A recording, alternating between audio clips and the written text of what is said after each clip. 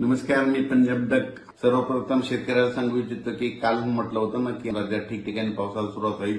तर आज देखील राज्यामध्ये रात्रीच्याला म्हणजे खूप ठिकाणी पाऊस सुरू होणार आहे. म्हणजे सगळ्यात महत्वाचं सांगायचं झालं तर ते 28 ऑक्टोबरपर्यंत राज्यात दररोज वेगवेगळ्या भागात विखुरलेल्या स्वरूपाचा जोरात पाऊस पडणार आहे म्हणून हा अंदाज लागण्यात येत आहे. म्हणून हा पाऊस कुठे जास्त होणार आहे सगळ्यात जास्त सांगू इच्छितो की मराठवाडा, त्याच्यानंतर पश्चिम महाराष्ट्र, त्याच्यानंतर कोकणपट्टी आणि त्याच्यानंतर उत्तर महाराष्ट्र म्हणजे ह्या 4 विभागामध्ये सगळ्यात जास्त पाऊस पडणार आहे म्हणून हा अंदाज लक्षात येतो. पूर्व आणि पश्चिमी विदर्भात देखील पाऊस असणार आहे, पण देखील भाग बदलत पडणार आहे, विखुरलेल्या स्वरूपाचा पडणार आहे, जास्त तिकडे प्रमाण नसणार आहे म्हणून हा अंदाज लक्षात येतो.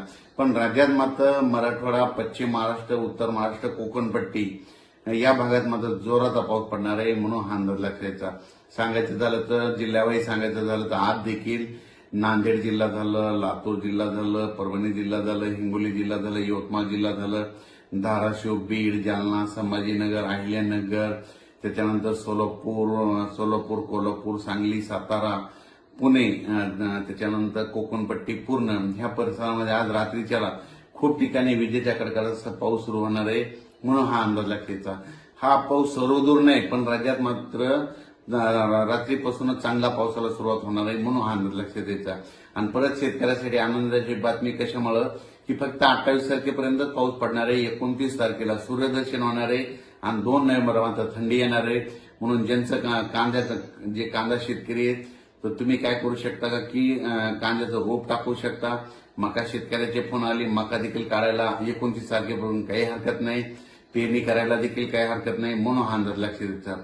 पण राज्यात मात्र सध्या आणखी 4 दिवस हा शेवटचा पाऊस पडणार आहे. शेवटचा पाऊस असल्यामुळं सगळीकडे सर्वदूर पडत नाही, फक्त भाग बदलत पडतो म्हणून हे अंदाज लक्षात यायचा. म्हणजे हा शेवटचा राज्यातला शेवटचा पावसाळ्यातला शेवटचा पाऊस असेल. म्हणजे 28 तारखेपर्यंत असं 29 तारखेला सूर्यदर्शन होणार आहे, 2 नोव्हेंबरला थंडी येणार आहे म्हणून हा अंदाज लक्षात यायचा. त्याच्यानंतर 29, 30, 31, 1 तारखेपर्यंत राज्यात धुके धुराळे देखील येणार आहे म्हणून हे देखील लक्षात येतं. पण राज्यात मात्र आता 4 दिवस पावसाचे असणार आहेत म्हणून हा अंदाज सर्व शेतकऱ्यांनी लक्षात घ्यायचा.